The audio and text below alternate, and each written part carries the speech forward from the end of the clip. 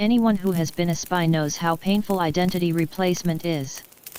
You not only have to fully integrate into the new role, but also hide all memories, even abandoning the person you love the most. Yet here I am, in my new identity, staring out the window at that old lady selling sunflowers, gradually losing myself. December 1, 1948, Somerton Beach. Morning mist clung to the seawall like sea-soaked cotton, cold to the bone. Fisherman Tom Leach's rubber boots crunched over the sand, touching something heavier and harder than a seashell. He bent down to brush away the mist, revealing the shoulder of a man in a dark gray suit. The dark gray suit was made of high-quality fabric that required brushing with a woolen brush, and the cuffs were dotted with tiny water droplets condensed from the mist. The man's head tilted toward the sea, his Windsor knot tie hand-stitched with fine stitches. When Tom touched his carotid artery with his fingertip, the coldness surged up his neck like an iron railing on a winter night. The man's eyes were tightly closed, with mist droplets hanging on his eyelashes, and a stiff smile that didn't reach his eyes. When Tom gave his statement at the police station, he unconsciously rubbed the palm of his hand. He always felt that the man was staring at a place farther than the sea, hiding unspoken secrets. The rising sun dyed the sea golden red, and Inspector Brooks and forensic Dr. Old Harvey arrived at the beach. Old Harvey put on rubber gloves and cut open the suit lining with scissors. The metal tip made a soft click sound. The suit had 12 stitches per inch military tailoring, and all labels had been cut off at the roots. Brooks squatted down and brushed his hand over the stitching of the suit pocket. There was a hidden pocket the size of a palm inside the lining. The stitches were hidden in the fabric texture, hard to spot if you didn't look carefully. He lowered his voice and concluded that someone had deliberately turned this man into a nobody. It was drizzling in Adelaide, and the raindrops tapped against the police station's glass windows like thin fingers knocking on a door. Old Harvey's pen scratched across the paper, the ink soaking through to the back as he wrote down Dark River Flower Toxin. The toxin was from Central Asia. It had never been introduced in Australia, nor had it ever appeared on the black market. Old Harvey pushed up his reading glasses and pointed to the words "No signs of struggle" in the report. He speculated that the poison had been concealed in wine or coffee, and the man hadn't noticed anything unusual when he drank it. In the autopsy samples, there were wool fibers under the man's fingernails that didn't belong to the suit. A small transparent bag contained a golden sunflower seed, found in the gap of the man's suit inner pocket. None of the 23 dental clinics in Australia nor the British Royal Dental Association had any records of the man's teeth. He had no cavities or fillings, as if his teeth had never experienced the hardships of life. Old Harvey pulled out a thin strip of paper tied with cotton thread from the hidden pocket. When unfolded, the Persian words "Tamam Shud" glowed with a cold light, and the tip of the pen had left a small ink blot at the end. Ms. Martha, the translator, said this meant it is finished, and could also refer to the end of a life. Brooks put the paper into an evidence bag, his fingertips touching the cold metal zipper. He thought of Tom's words and was convinced that the man had been completely erased from the world. This unknown man's death had become his only identity marker. October 1948, London. The backstage of the theatre was filled with the smell of mildew, the dampness of rain, and the rusty smell of fake blood. Jack Turner squatted beside a prop box, wiping a dark red velvet costume with a cloth dipped in olive oil. The collar of the costume was stained with fake blood made from syrup, which had to be carefully scraped off. Jack's fingertips glided over the velvet, the soft nap brushing his skin and causing a slight itch. He looked up at the mirror opposite. The mirror was covered with a thin layer of dust from the stage light's smoke oil. The man in the mirror had a high nose and deep eyes. This face that had once earned him cheers now felt nothing but strange. Old Bill, the stage manager, walked in from the backstage door, holding an unsigned brown paper envelope. He told Jack that someone was looking for him at the Brown Cafe on the corner, with a job for him. Jack took the envelope, his fingertips touching the rough edge of the thick paper.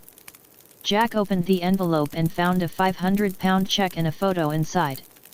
The man in the photo wore round-framed glasses, had a faint scar at the corner of his mouth, and his smile was surprisingly similar to Jack's. Even the position of the fine lines at the corners of their eyes was identical, as if he were Jack's doppelganger.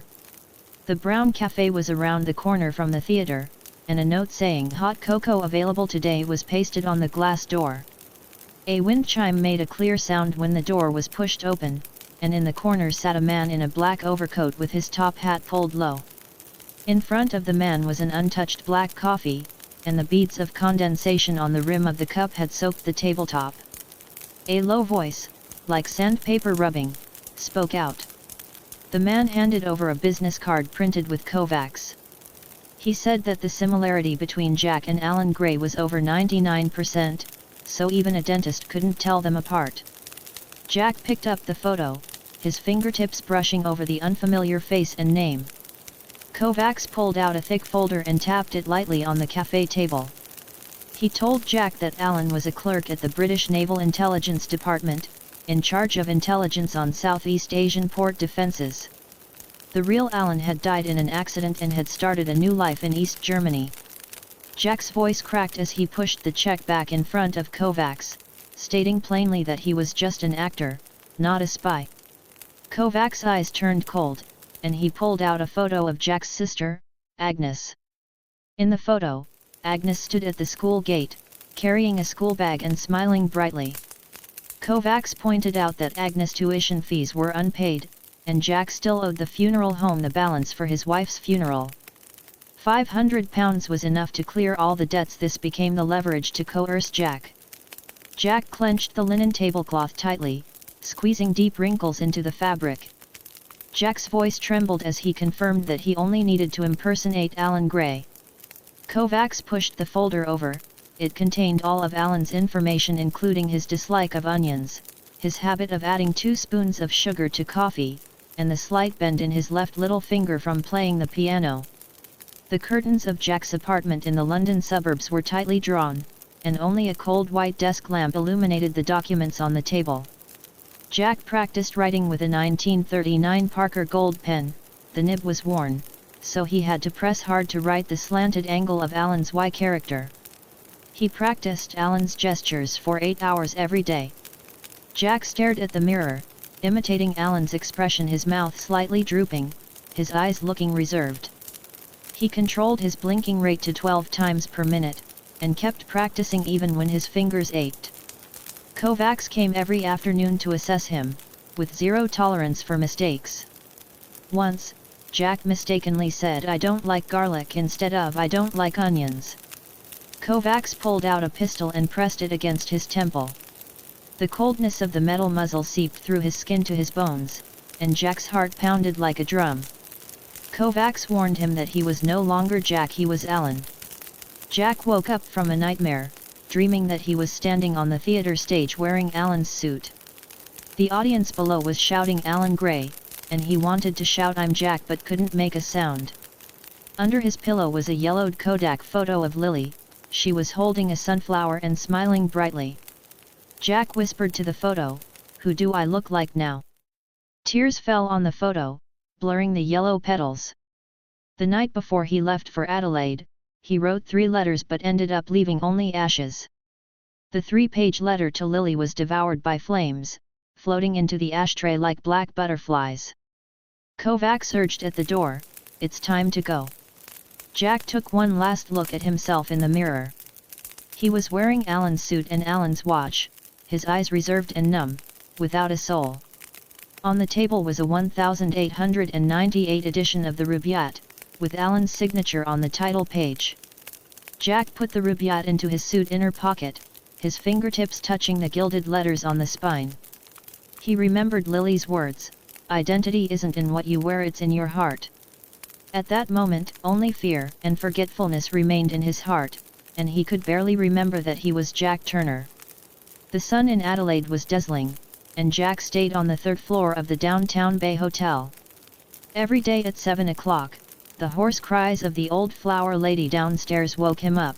Fresh sunflowers, 1 shilling a bunch. The golden petals in her basket glistened. Jack leaned against the window, watching the sunflowers in the old lady's basket, and thought of the flowers Lily used to grow. At 8 o'clock in the morning, he went to the Martha Cafe on the corner as instructed. The wooden door creaked when pushed open.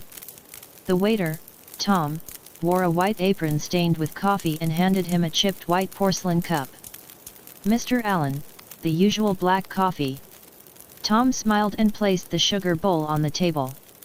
Jack nodded, his fingertips brushing the loose threads of the checkered tablecloth. The burnt aroma of black coffee wafted up, bitter like traditional Chinese medicine, completely different from the 3-spoonful sweet coffee he used to love. Tom mentioned that people from London found it hard to get used to Adelaide's heat and struck up a casual conversation. Jack remembered Kovac's warning, "Alan doesn't like talking about the weather." He shook his head stiffly and continued drinking his coffee, letting Tom walk away with a smile. At 2 o'clock in the afternoon, Jack walked into the Adelaide Library, a Victorian-style building. The 2 stone pillars at the entrance were carved with patterns, and the library was filled with the mixed scent of old books, ink, and dust. He always sat by the window, where he could see the old flower lady's stall. Jack found the 1910 edition of the Rubaiyat. Its pages were yellowed and the edges curled. There were annotations in blue ink on the title page, recording the time spent reading it with Anna in 1943. The annotator said that the spring under the shade of the tree was like the place where they first met. Jack thought back to 1941 in London, when he and Lily had leaned their heads together to read in the British Museum. Lily had worn a blue dress, with a white flower tucked in her hair, and read the verses softly. He had smiled and replied, saying that as long as they were together, the spring would never run dry. Miss Martha, the librarian, walked over. Her white hair was tied in a bun, and she wore round framed glasses. She asked Jack if he liked Omar Khayyam's poems, mentioning that she particularly loved the line "looking for someone who understands me." These words had gotten her through the hard times. Jack's heart tightened, and he unconsciously recited this line, Lily's favorite.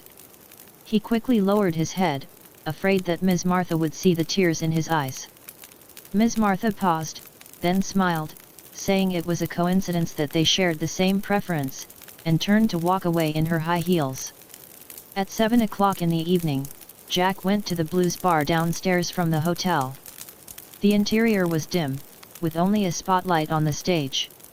A man played the guitar and sang soft jazz, and Jack sat in a corner.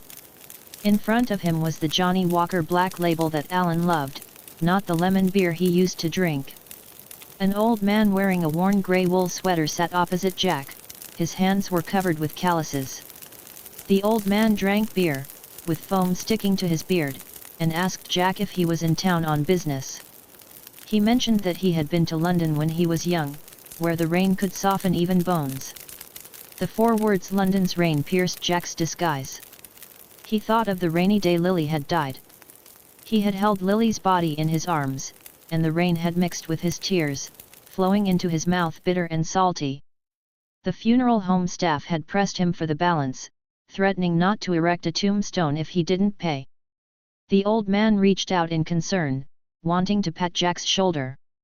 Jack suddenly looked up, tears almost spilling. He wanted to say that he wasn't Alan, that he was Jack, the actor who just wanted to erect a tombstone for Lily.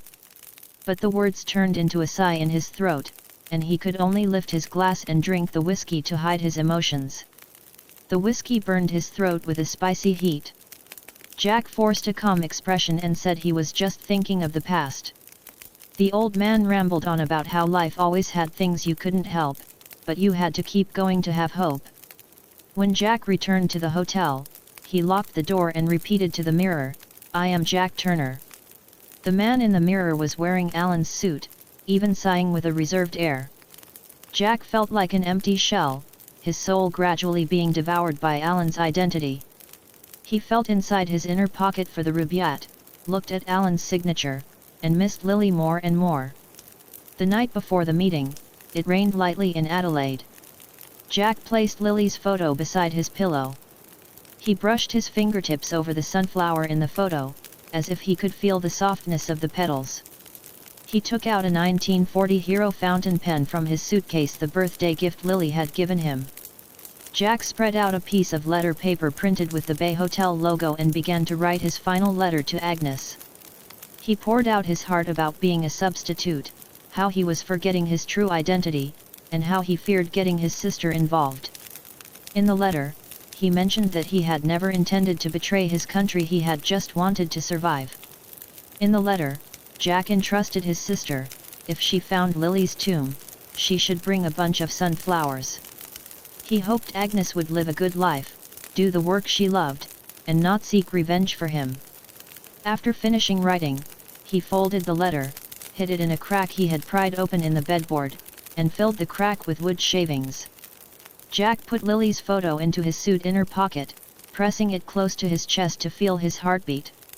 At 1 o'clock in the morning, he walked out of the hotel. The rain had stopped, and the air smelled of the saltiness of the sea.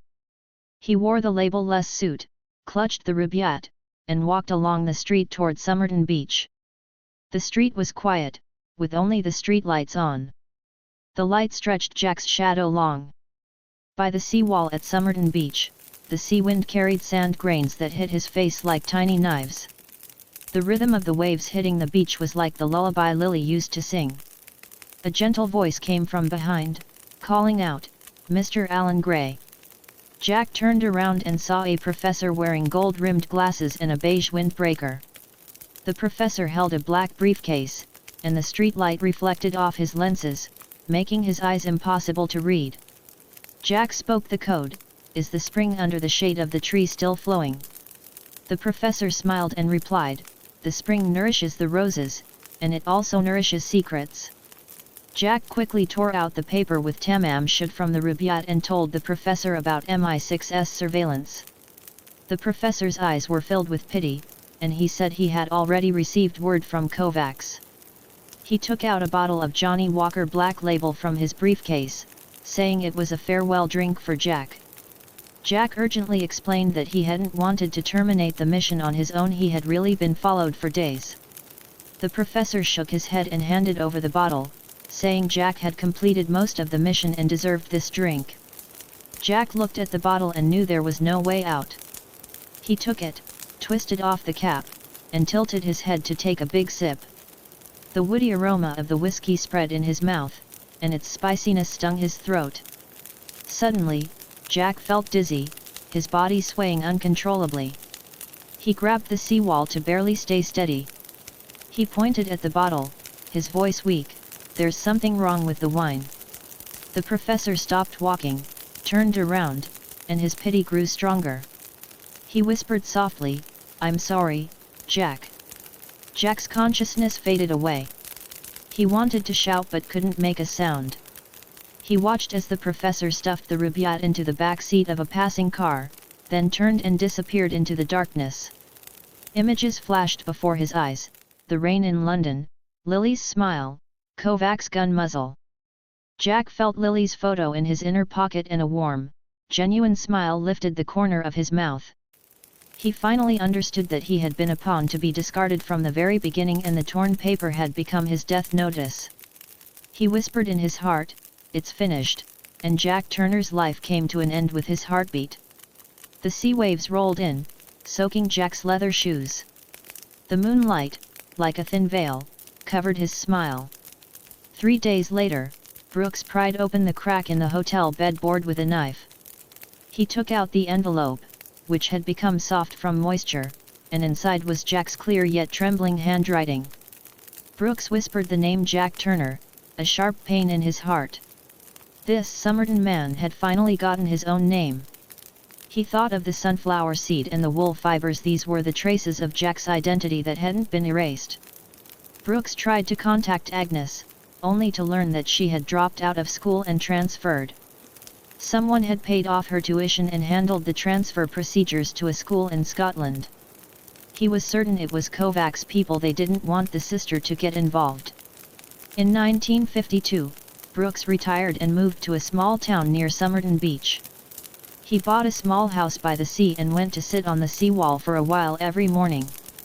In his hand was a photo of Jack wearing a stage costume, with Lily holding a sunflower standing beside him. Brooks placed the photo on the seawall and greeted Jack and Lily softly toward the sea. In 1968, he saw a news article in the newspaper about the dissolution of the Red Orchestra. The agent codenamed Professor had been arrested. The gold-rimmed glasses in the photo were exactly the same as those worn by the contact that year. Looking at the news, Brooks felt no sense of revenge, only a deep sigh.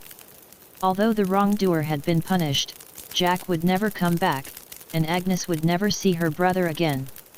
Before he died, he gave Jack's photo and letter to his 10-year-old grandson, Tom. Brooks stroked Tom's head and said Jack was a hero, not an unidentified corpse.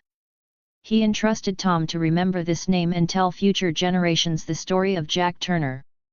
Tom nodded and carefully put the photo into an album. Years later, Tom became a history teacher. In his class, he talked about the Somerton Beach unidentified corpse case. He took out Jack's photo and told the students the man's true identity. Tom emphasized that Jack wasn't a traitorous spy, he was just an ordinary person who wanted to survive. In 2018, on the seawall of Somerton Beach, a young girl took photos with an old album. She was Tom's daughter and Brooks' great-granddaughter. Inside the album were copies of Jack's photo and letter. The girl called out softly toward the sea, "Uncle Jack," saying she had brought sunflowers for Aunt Lily. She took a bunch of golden sunflowers from her backpack and placed them on the seawall where Jack had fallen that year. The petals glistened in the sun, just like in Lily's photo. The sea wind carried the girl's voice across the beach, far into the distance. The waves hit the beach over and over again, repeating the Persian words tamam shud. This phrase was no longer "it is finished," it had become a mark of life, meaning never ended. The stories of Jack, Lily, and Agnes were hidden in photos and letters. The stories of ordinary people buried by history would never end in the hearts of those who remembered them. The girl put away the album and turned to leave, while the sunflowers on the seawall swayed gently in the sea wind. After the girl left, the sea wind still blew across the seawall, and the sunflower petals trembled slightly, as if responding to the rhythm of the waves. The girl's shallow footprints remained on the sand, but they were soon covered by the rising tide, but the presence of the bunch of flowers on the seawall wasn't erased. In the distance, a few seagulls flew across the sea, letting out long cries, adding a touch of tranquility to this beach that carried memories. Inside the Adelaide Library, the 1910 edition of the Rubaiyat still sat on the bookshelf by the window, its pages curled more at the edges than in previous years. A schoolgirl in a uniform picked it up, her fingertips brushing the blue annotations from 1943 on the title page, then turning to the page with a torn corner. There was still a faint tear mark there, as if telling the haste of that year. The schoolgirl looked up and asked the librarian if she knew the history of this book. The librarian smiled and pointed to a photo on the wall. It was taken when teacher Tom had visited with his students, and in the photo, Tom was pointing at the Rubaiyat, telling the story of Jack, the Somerton Man. The sun shone through the window onto the photo, making the smiles in the picture especially warm. In Tom's classroom, the projector displayed a copy of the envelope Jack had hidden under the bedboard. The handwriting was trembling yet clear. A boy in the front row raised his hand and asked if Jack had finally found himself in the end. Tom picked up the photo of Lily and Jack and said softly, "In the end." He held on to his memories of Lily and became the real Jack again. After class, several students gathered around Tom, asking for more information about Jack. Tom took out an old notebook from his drawer, inside which were pasted copies of the on-site records Brooks had made back then, as well as a sketch of that sunflower seed. "These are all the traces Jack left in the world," Tom said. "We have to keep them well for him." In the archives of a school in Scotland, Agnes' old transfer records lay quietly. Next to the records was a yellowed note, written in the handwriting of one of Kovac's men, "Ensure her safety and keep her away from trouble." Years later, Agnes' granddaughter accidentally found this note and asked her family in confusion about the story behind it. Agnes' granddaughter held the note and listened to her grandmother tell the story of her Uncle Jack, whom she had never met. Agnes took out an old box, inside which was the last letter Jack had sent, later forwarded by Brooks after some effort. The edges of the letter paper had become brittle, but it clearly recorded Jack's guilt and care. The grandmother and granddaughter read the letter together, tears soaking the paper. In 2020, on Somerton Beach, the local community erected a small memorial plaque beside the seawall. There was no name on the plaque, only the words Tamam Shud and a sunflower pattern were carved on it, with small characters below reading, "In memory of an ordinary person who wanted to survive." Every year on December 1st, someone would come here like the girl did and place a bunch of sunflowers. Beside the memorial plaque, an elderly man stood for a long time. He was the son of the old man who had talked to Jack in the bar.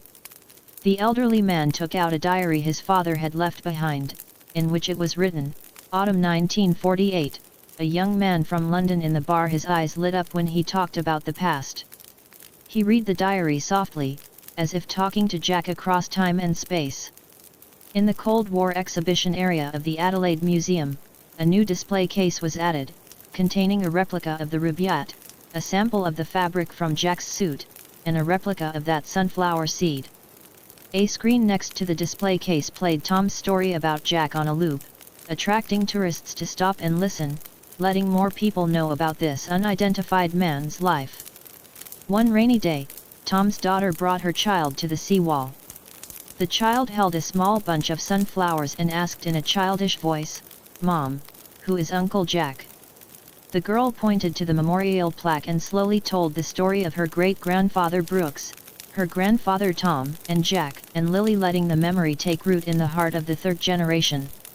Raindrops fell on the sunflower petals. The glistening water droplets looked like the petals' tears, yet they also radiated vitality. The child stretched out a small hand and gently touched the sunflower pattern on the memorial plaque, saying, "Uncle Jack isn't alone, we all remember him." This sentence drifted toward the sea with the sound of rain, mingling with the sound of the waves, becoming the best comfort. Backstage at a theatre in London, a new production of Macbeth was in rehearsal. The actors wore the same style of dark red velvet costumes that Jack had wiped back then. The stage manager held an old album and told the young actors Jack's story, saying, "Once there was an actor who lost himself here, but found his dignity far away." After the rehearsal, the young actors voluntarily went to the theatre entrance and placed a bunch of sunflowers there. They didn't know Jack's exact appearance, but they knew this predecessor had once held dreams here and had been forced to leave far away. The sunflowers bowed slightly in the London rain, as if paying tribute to Jack from that year. In the declassified documents of an archive in East Germany, there was a page of interrogation records about the professor. The records mentioned the substitute at Somerton Beach, admitting that they had misjudged Jack's warning back then, thinking he had voluntarily abandoned the mission. This page of records was later translated and organized, attached to the materials about Jack's story, filling in a key piece of this history. In 2024, a small memorial event was held on Somerton Beach. Tom, Agnes' granddaughter, and the young actors from the theatre all came. Everyone gathered around the memorial plaque and took turns reading Jack's letters to Lily, his letter to Agnes, and Brooks' on-site records. The sea wind blew gently, as if Jack was also listening to this long-overdue farewell. At the end of the event, everyone placed bunches of sunflowers on the seawall together. The golden flowers formed a continuous line, like a road paved with sunlight for Jack. Tom looked at the flowers and remembered his grandfather Brooks' words. He whispered, "Jack, look, so many people remember you. You were never an unidentified man." The sun set in the west, dyeing the sea golden red, exactly the same as the rising sun Brooks had seen when he arrived at the beach that year.